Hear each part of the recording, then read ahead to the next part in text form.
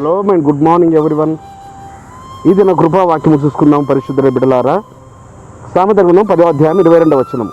యెహోవా ఆశీర్వాదము ఐశ్వర్యమిచ్చును. ఆశీర్వాదం అనే పదము పరిశుద్ధ గ్రంథంలో అనేక మార్లు ఉంటుంది. ఆశీర్వదించబడిన జనాంగముగా, ఆశీర్వదించబడిన పిల్లలుగా ఈ భూమి మీద కూడా ఎవరిని కానీ నేను ఆశీర్వదించునుగా కానీ మాట మనకు చాలా సంతోషాన్ని ఇస్తుంది, చాలా ఆనందదాయకంగా చేస్తుంది. అయితే ఎలియాజర్ గారు తన యొక్క యజమాని కుమారునికి భార్యను తీసుకురావడానికి వెళ్ళినప్పుడు లాబాను గారు అంటారు, యెహోవా వలన ఆశీర్వదించబడిన వాడా లోపలికి రమ్మన్న.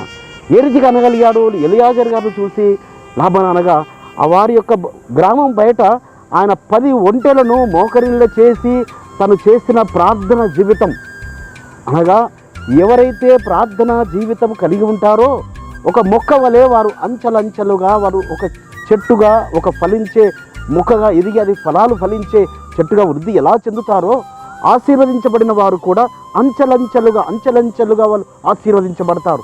ఇస్సాకు గారు పంట వేసి ఆయన 100 రెట్ల ఫలము పొందుకున్నాడని లేఖనము రాయబడుతుంది. కాబట్టి ఏ రీతిగా అంటున్నాడు లాబాను గారు? ఆ ప్రార్థనా జీవితాన్ని చూశాడు.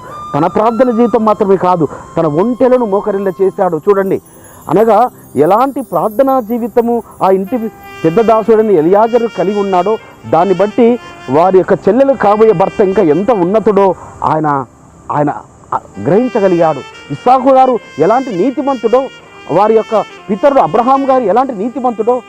కాబట్టి బిడ్డలారా, నీతిమంతులను పరమ తండ్రి ఆశీర్వదిస్తాడు. వారి కష్టార్జితం వల్ల అది కాదు, ఎక్కువ కాదు. నీతిమంతులను ఆయన ఆయన ఆశీర్వాదము మనకు ఐశ్వర్యము కలుగుతుంది.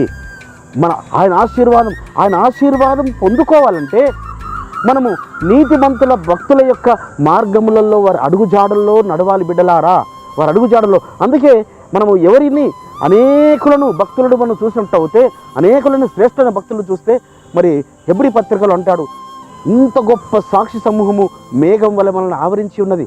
కాబట్టి నీతిమంతులైన భక్తులు, ఆశీర్వదించబడిన భక్తులు, శ్రేష్టమైన గ్రంథములు అనేకులు ఉన్నారు. ఒక్కొక్కరి పేరు మీరు, ఒక్కొక్కరి జీవితం మీరు ధ్యానించుకోండి. మిమ్మల్ని కూడా అదే రీతిగా ఆశీర్వదిస్తాడు. మొర్దెకై మరి మరణమునకు అక్కడ అప్పగించబడ్డాడు, కానీ ఆయనకు ఆ ప్రధానమంత్రి పోస్ట్ వచ్చింది. ఆయనను చంపాలని చూసిన హామాను ఆ ఉరి కొయ్య మీకెక్కాడు.